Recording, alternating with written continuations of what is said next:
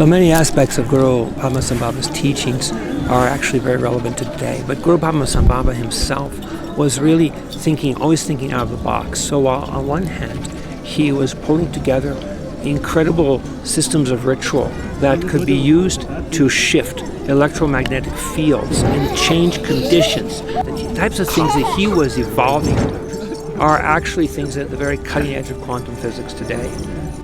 If we look at William Reich, who was the number one student of Sigmund Freud, was using a lot of energies, internal human energies, yin and yang energies, and through the use of copper rods was able to change weather conditions through intention and energy usage.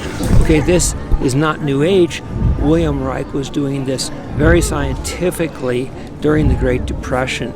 And it's because some of his breakthroughs were so controversial that the religious doctrine of then the United States, the sort of very hardline views of duality were unacceptable or not unaccepting of these things. And actually, Guru Padmasambhava, Guru Rinpoche, was doing this type of thing way back in the 8th century. He had it all wired.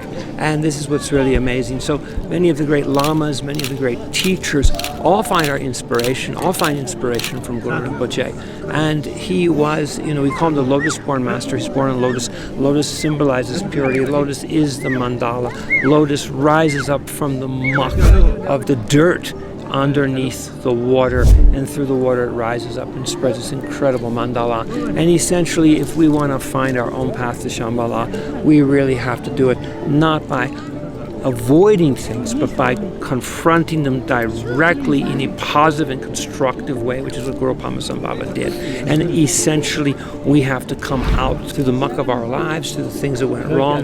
We don't want to, avoid that. What Guru Padmasambhava taught us, one of his key methodologies, is you take a negative situation and you use it as a practice. You learn from it, you change the energies involved, you turn it around, and you turn your life around. And I think in this time when we have sort of, manic depression has become really a global pandemic to a great extent because of our misuse of technologies and also because of a lot of the controls of people's minds through those technologies, fostering conflict so political leaders can maintain control, and with it, capital accumulation.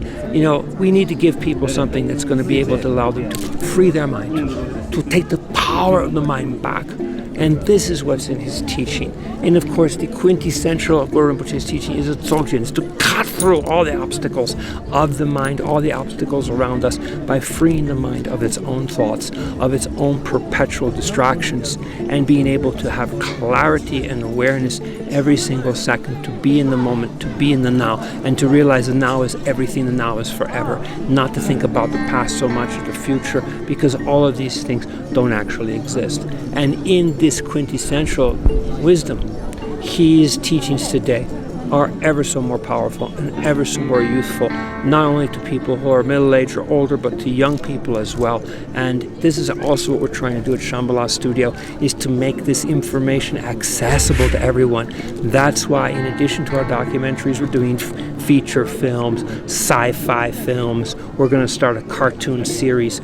It's not that we're trying to belittle anything, we're trying to make it accessible to everyone using language that people understand, that people can relate to easily and quickly. And this would be what the Guru would want, is quick access. This is the quintessential of Dzogchen, is cut through everything and get to the core as quickly as possible, not to be distracted by institutional practices or things that may take you away from the core of realization of oneself. And in this we have also, of course, his crazy wisdom, which is really a deconstruction of everything to be able to find absolute clarity of mind. Duchamp, the Dada movement, all of this was about deconstruction. The contemporary art movements that evolved thereafter were all deconstructing through installation, through all of these things. Guru Padmasambhava was well ahead of his time in the 8th century in terms of the science of the mind and how we can apply that, not just not just as a religion, but to our daily lives, every day, every moment, every second. And that is why we're here in the Tibetan plateau, in the Himalayas, searching for the lotus-born master.